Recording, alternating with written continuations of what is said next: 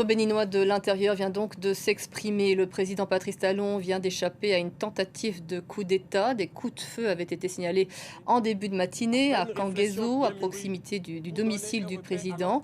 Et vous le voyez à la télévision publique, eh bien, des militaires avaient annoncé démettre de ses fonctions donc Patrice Talon. La situation, je le disais en titre, reste volatile. Des tirs sont toujours entendus à Cotonou. Je vous propose d'écouter cette première déclaration télévisée depuis les événements de ce matin.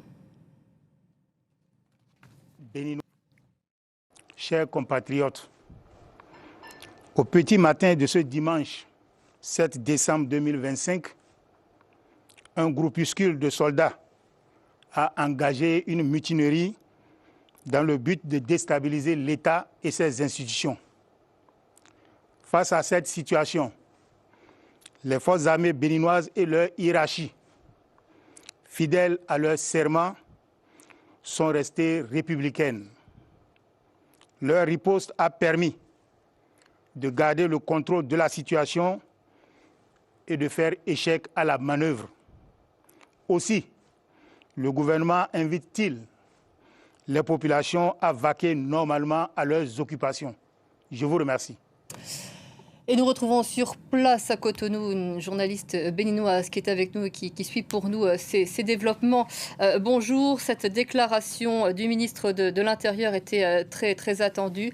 C'est vrai que depuis quelques heures, les Béninois se demandent ce qui est en train de se dérouler dans le pays et en particulier à Cotonou. Oui, effectivement, comme vous venez de l'entendre, aux dernières nouvelles, la résistance l'a définitivement emporté après plusieurs heures d'incertitude et d'échanges nourris entre les putschistes et les forces loyalistes. La tentative de coup d'État a été déjouée. Le ministre de l'Intérieur et de la Sécurité publique, Alassane Seydou, comme vous venez de le voir, a été dans les locaux de la télévision nationale du Bénin où il s'est exprimé en direct pour confirmer officiellement le retour à l'ordre constitutionnel, vous l'avez vu. Et selon les premières informations, les forces de sécurité appuyées par des unités spéciales ont progressivement repris le contrôle des installations sensibles. Les éléments impliqués dans l'opération auraient été neutralisés, même si aucune précision n'a encore été donnée sur le nombre réel d'arrestations ni le nombre d'éventuelles victimes. Voilà. On a entendu les propos rassurants du ministre béninois de l'Intérieur. Malgré tout, on parle encore de tirs qui sont entendus selon des témoins à Cotonou. Est-ce que vous le confirmez ou est-ce que vous sentez, on était avec vous il y a une demi-heure, que la situation effectivement s'est apaisée à Cotonou? Si nous nous en tenons aux propos du ministre de l'Intérieur, les populations sont appelées au calme et à beaucoup plus se nourrir des informations officielles. Mais les tirs dans le quartier présidentiel qui seraient encore entendus restent pour le moment des rumeurs.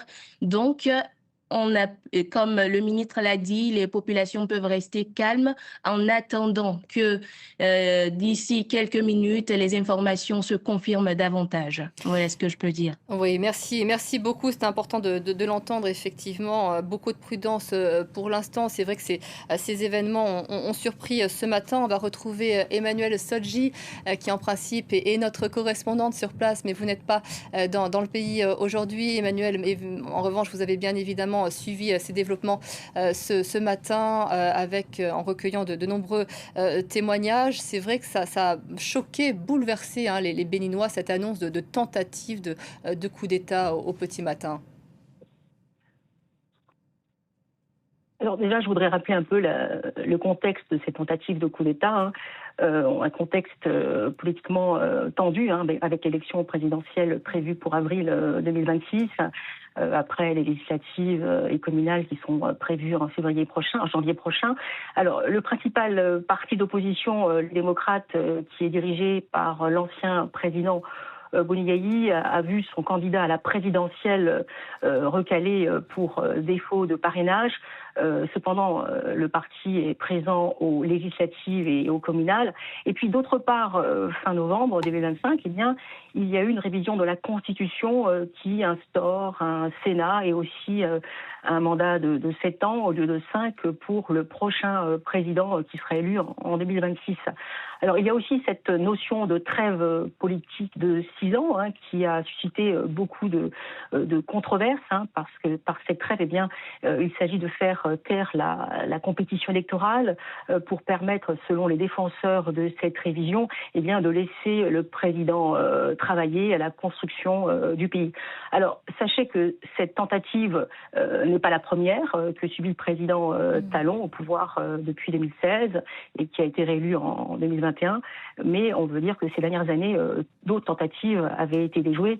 Alors sachez quand même qu'après donc 2 mandats, Patrice Talon quitte le pouvoir en avril prochain après avoir positionné donc son candidat, son poulain, le ministre des Finances, Romuald Wadani. On a entendu le ministre de l'Intérieur, la tentative de coup d'État a été mise en échec. Qui sont ces putschistes qui ont tenté ce matin de faire tomber le président ? Alors c'est un groupe de putschistes qui, je vous le disais, qui est dirigé par lieutenant-colonel Pascal Tigri.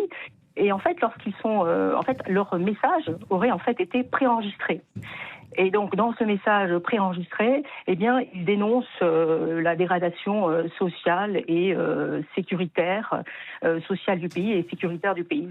Voilà des raisons pour lesquelles ils auraient pris le pouvoir. Alors, au moment où je vous parle, sachez qu'il y a encore, il y avait encore des tirs il y a à peu près 30 minutes du côté de la plage de Fil-Rosset, de Togma, qui est aux alentours, qui est à peu près à 20 minutes du centre-ville. Et donc, les forces loyalistes seraient en fait actuellement à la recherche de ces rebelles. Emmanuel